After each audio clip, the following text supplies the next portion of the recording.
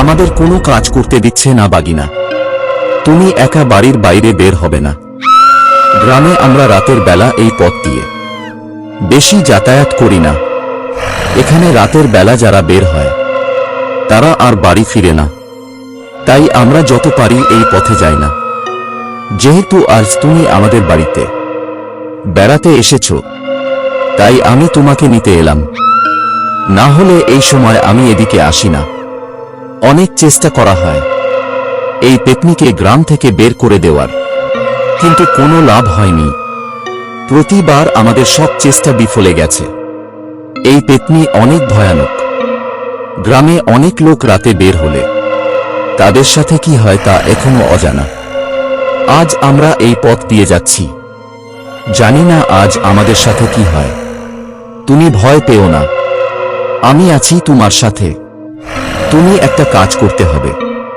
তুমি পিছনে কেউ ডাক দিলে পিছনে না তাকিয়ে সামনের দিকে এগিয়ে যাবে। এতে করে আমাদের কিছু হবে না। আর যদি তুমি তাকাও তাহলে তোমাকে সে নিয়ে যাবে। তাই যাই হয়ে যাক, তুমি পিছনের দিকে তাকিও না। এই তো আমরা বাড়ির সামনে এসে গেছি। এই যাত্রায় বিপদের হাত থেকে বেঁচে গেলাম। কিন্তু মনে রাখো ভাগিনা, এই পেতনি অনেক ভয়ানক। সে কিন্তু আমাদের পিছু নিয়ে নিবে। তাই রাতের বেলা মনে রেখো বাইরে বের হজো না। বাগিনা, ভুলেও তুমি রাতে দরজা খোলা রেখো না। আর যদি রাত গভীর হওয়ার পর ওদিক থেকে কোনো আওয়াজ আসে তাহলে তুমি দরজা খুলো না, কারণ সে পেতনি হতে পারে। তোমার যদি কোনো কিছু প্রয়োজন হয় তাহলে সকালে আমাকে বলো। রাতে ঘরের বাইরে যেও না, এতে তোমার সাথে খারাপ কিছু ঘটে যেতে পারে। এখন তুমি বিশ্রাম কর। তোমাকে একটা ঘটনা শুনাই। অনেক দিন আগে আমাদের বাড়িতে কিছু লোক এসেছিল। তারপর তারা আমাদের এখানে থাকতে চাইল। তারপর তাদেরকে এখানে থাকার জন্য দিলে। রাত যখন গভীর হয় তখন তাদের সাথে অনেক খারাপ কিছু ঘটে যায়, যার কারণে আমরা অনুমান করেছি এই কাজ পেতনির হবে।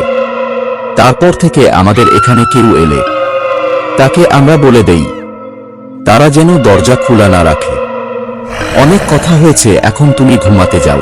তুমি শহর থেকে এসেছো, জানি না তোমার এখানে থাকতে কষ্ট হতে পারে। কি আর করার। কিন্তু বাগিনা, যেটা বলেছি, রাতে কিন্তু দরজা খোলা রাখবে না। আমি শুধু বক বক করে যাচ্ছি। কি করব এসব কিছু না বললে তুমি তো আর জানবে না, তাই তোমাকে সব খুলে বললাম। তুই কি ভেবেছিস আমার কাছ থেকে পালিয়ে বেঁচে যাবি? তুই জানিস না আমি হলাম পেতনিদের সর্দার। তোর মামা তোকে অনেক কিছু বুঝিয়ে দিয়েছে, তুই দরজা খুলতে না করেছে, কিন্তু সে জানে না আমি কিভাবে তোকে দিয়ে দরজা খুলিয়ে নিব। এখন তোকে আমার হাত থেকে কেউ বাঁচাতে পারবে না।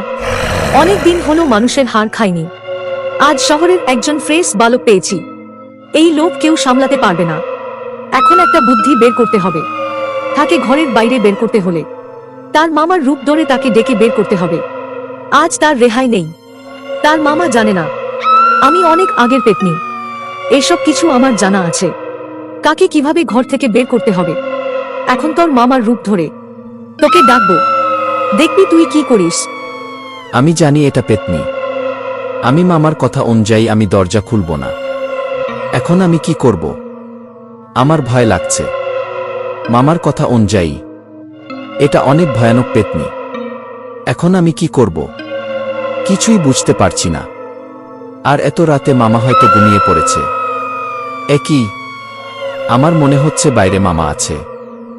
এখন কি দরজা খুলে বাইরে যাব? না, এটা পেতনির কোনো ফাঁদ।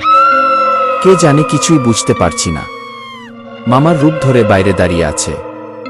সেটা কি পেতনি না মামা? আমি কি বাইরে যাব?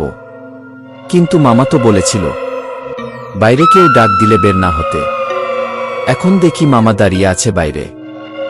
একে এতক্ষণ ধরে ডাকছি, সে বাইরে আসছে না।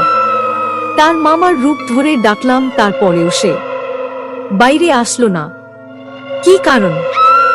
না, তার মামা তাকে সব ভালো করে বুঝিয়ে দিয়েছে। এখন কিভাবে তার গাল মটকাবো। অনেক ইচ্ছা ছিল তার হাড় খাবো, এখন দেখি সে কিছুতেই বাইরে আসছে না। দেখি আর কোনো উপায় আছে কিনা। যত চেষ্টা করো তুমি আমাকে ঘরের বাইরে বের করতে পারবে না। মামা আমাকে অনেক কিছু শিখিয়ে দিয়েছে। তুমি যে ভূত তা মামা আমাকে আগে থেকে বলেছে। তাই তুমি অনেক কিছু করবে আমাকে ঘর থেকে বের করতে। এখন আর আমি ঘর থেকে বের হব না। দেখি তুমি কি করে ঘর থেকে বের করো। তুমি ভেবেছিলে আমি শহরে থাকি, তাই তুমি আমাকে বের করে ফেলবে। কিন্তু তুমি জানো না আমি কত সিয়ানা। আমি তোমার ফাঁদ ধরে ফেলেছি। আমি বের হব না। তুমি মামার রূপ ধরে আমাকে বের করতে চাইছো। তুমি তা কখনো পারবে না। এটা আমি আগে থেকে জানি তোমার ফাঁদ। এখন তুমি আমাকে বের করার সব সীমা পার করবে।